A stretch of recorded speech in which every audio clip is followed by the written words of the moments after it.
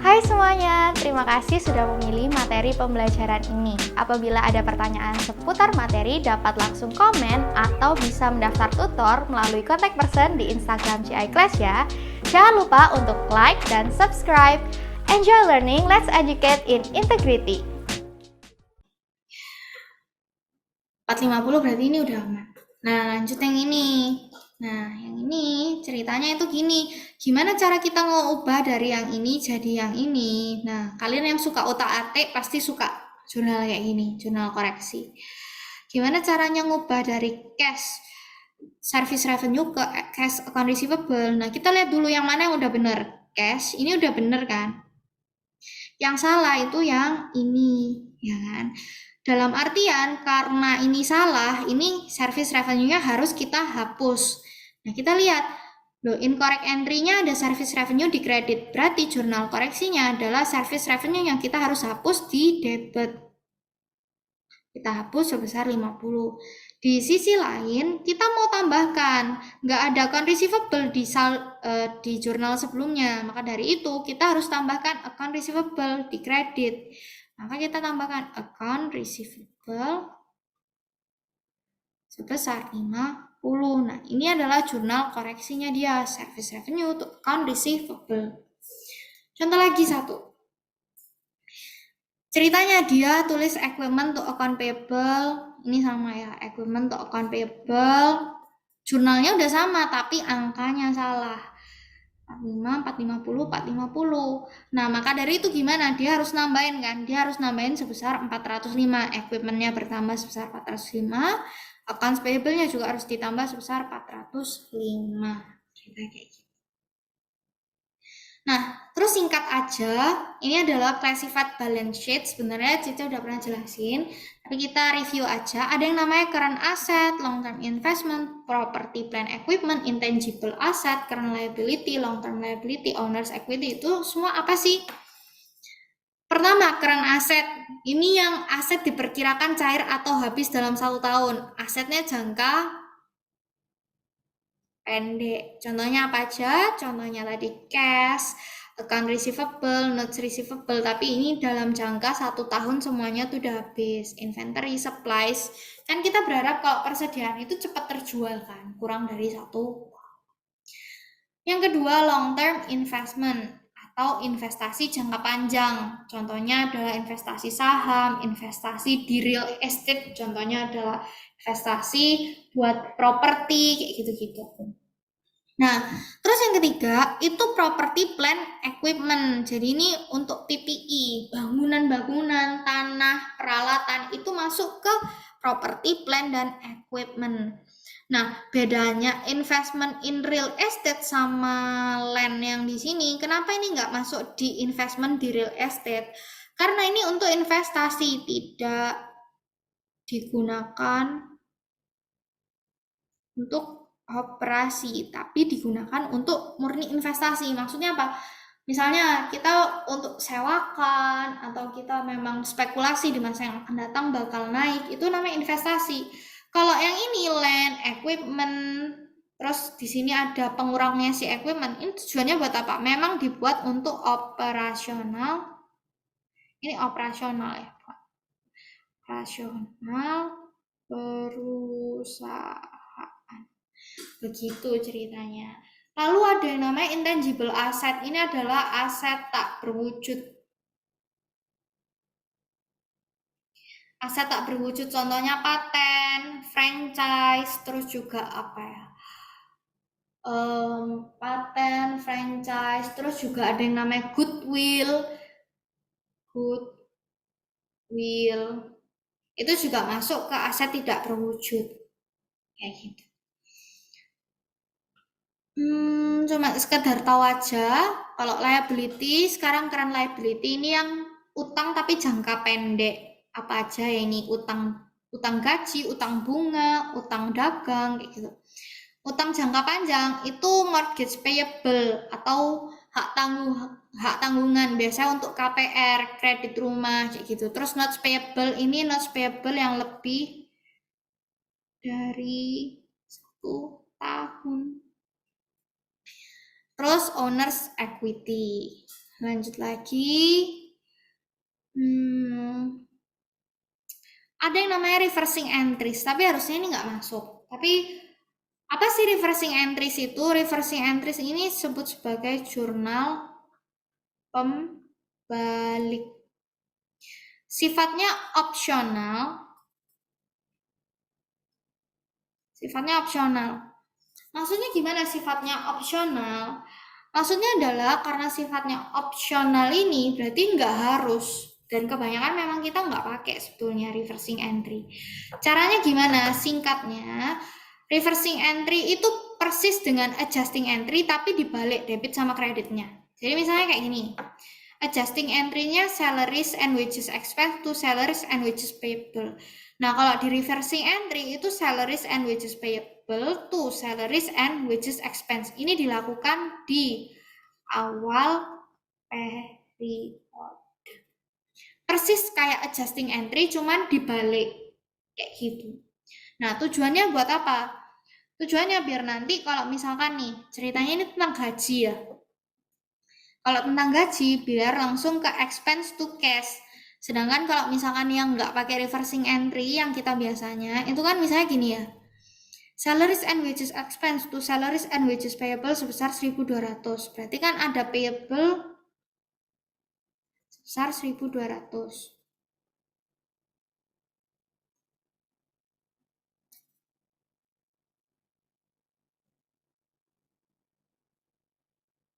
Tes. Berarti kan ada payable sebesar 1.200. Kita ada utang gaji sebesar 1.200. Nah, tapi ternyata ceritanya di tanggal 9 November itu, tanggal 9 November itu dia bayar sebesar 4.000 gajinya. Nah, otomatis kan ada salaries payable sebesar 1.200 itu berkurang di debit, terus memang ada salaries expense 1.800 untuk yang belum dicatat, ya kan, yang baru dicatat 1.800. Nah, cash kita berkurang sebesar 4.000. Nah, kan biasa kita buat kayak gini kan. Nah, tapi kalau misalkan di yang reversing entry itu langsung salaries and wages expense to cash langsung 4.000 nilainya. Soalnya apa? Soalnya tadi dia udah dibalik, udah di reverse di yang 1 November. Kayak gitu. Konsepnya pokoknya sama dengan adjusting entry tapi dibalik debit sama kreditnya. Itu adalah reversing entry. Sifatnya opsional, jadi sebetulnya nggak perlu. Nggak semua perusahaan pakai juga. Sampai sini ada yang dibingungkan nggak? Child, Grace, sama Nick?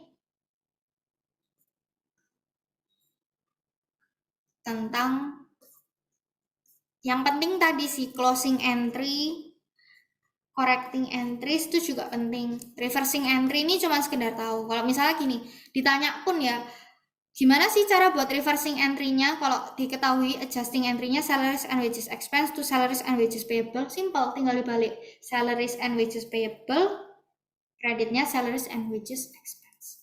Ada yang bingung nggak? Child, Grace, sama Nick? Aku bingung sama yang reversing sih. Bingung sama yang reverse? Iya, tadi itu tujuannya buat apa sih? Tadi Cece itu kok putus. Sampai yang mana? Pas Cece ngomong tujuannya tadi, terus balik tujuannya lagi. kayak gini. Oke.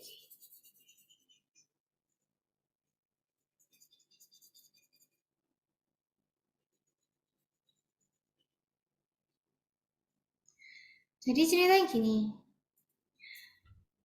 Di Oktober 31 itu kita buat penyesuaian. Penyesuaian ada utang gaji sebesar 1.200. Yang kita buat jurnal penyesuaiannya adalah salaries expense to salaries payable 1.200 ke 1.200. Kayak gini kan.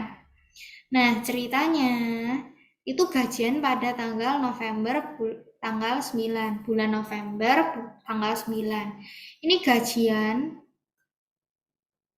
berarti kan atas 1.200 yang tadi utang gaji tadi ditambah sama gajiannya dari tanggal 1 sampai 9 November. Nah, 1 sampai 9 November ini gajiannya adalah 1.800. Berarti kalau 9 November kita gajian, jurnalnya itu kan salaries payable yang utang gajinya payable itu 1.200. Terus ada salaries expense, salaries and wages expense sama ya. Yang buat tanggal 1 sampai 9 November yang belum dicatat itu kan 1.800. Cash kita berkurang sebesar. Di sini adalah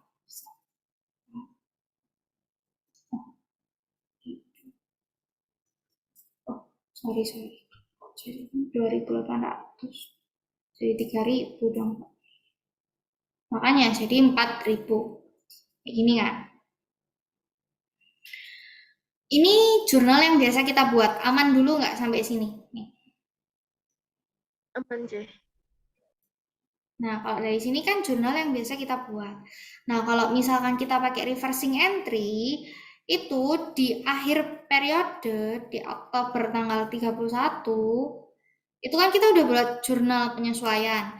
Nah, di awal periode, ini kan periodenya kan bulanan. Oktober sendiri, November sendiri. Di awalnya, itu dia buat reversing entries. Buatnya gimana? Persis, tapi dibalik salaries. Istilahnya kita mau menghapus jurnal penyesuaian yang udah kita buat. Salaries payable to salaries expense. Nilainya 1.200, nilainya 1.200. Jadi dianggap ini semua itu tidak pernah ada. Kan 0 ya. Salaries expense 0, salaries payable pun 0. Tujuannya tuh kayak gitu. Nah, biar apa sih? Nanti waktu tanggal November, waktu gajian, itu dia tulisnya cuman kayak gini, salaries expense to cash sebesar 4.000, sebesar 4.000. Kayak gitu. Biar nilai salaries expense-nya itu sama, 4.000. Kayak gitu. Nah, kalau yang ini kan salaries expense-nya diakui bertahap 1.200 sama 2.800. Totalnya tetap 4.000. Tapi kalau yang ini, yang di reversing, dia minta buat dihapus dulu. Yang tadi adjusting entry di awal periode, dihapus dulu. Yang salaries expense. Jadi kayak kalau misalkan ini dibuat kebalikannya kan, hitungannya ini nggak pernah ada. Hitungannya ini nggak pernah ada. Kalau hitungannya ini nggak pernah ada, dia catat salaries expense langsung 4.000. Sebenarnya kayak gitu, tambah ruwet juga sebetulnya. Nah, itu nggak semua perusahaan pakai kayak gini. Gimana nih, bingung nggak? Tapi intinya bakal hasilnya sama aja. Tetap salaries expense-nya 4.000. Paham sih, J. Paham? Oke, kayak gitu konsepnya. Kalau dari yang Grace sama Niki gimana? Ada yang bingung nggak?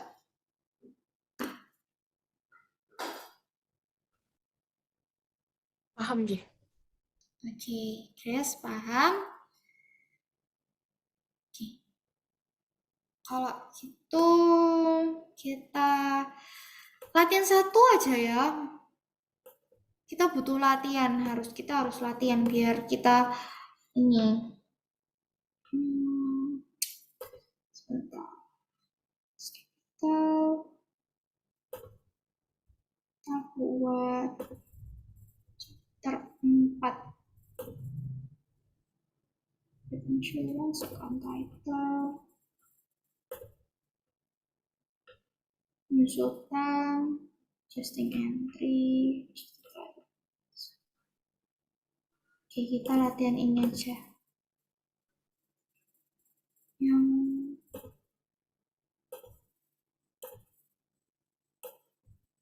keempat,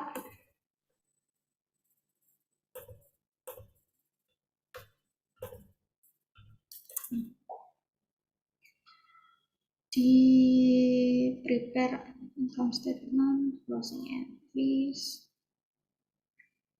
Ini aja deh, yang P43A. Jadi kita buat yang B43A yang bagian B. Dia minta buat prepare closing entries dan dia nggak menggunakan additional investment. Kita buat closing entries. Ceritanya ini dia bilang kalau misalnya ini sudah di income statement, di balance sheet, sekarang kita mau lihat gimana cara buat closing entries. Kerjain bareng-bareng aja. Pertama, closing entries-nya untuk menolkan revenue. Untuk closing revenue gimana? Dia ini service revenue-nya ada 60.000. Di kredit kayak gimana? Mungkin Niki, yuk. Di debit revenue-nya Summary. Gimana? Halo? Maaf, aku putus. Service revenue-nya di debit. Good. Lalu di sini? Income summary-nya di credit. Thank you, Nick. Service revenue-nya sama income summary nilainya sebesar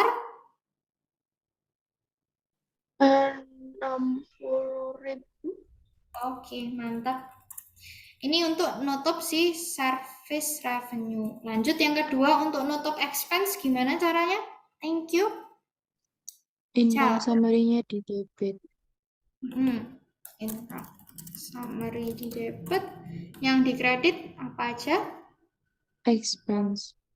Expense-nya apa aja di sana? Maintenance and repairs expense, debt expense, Depreciation, insurance, salaries and wages.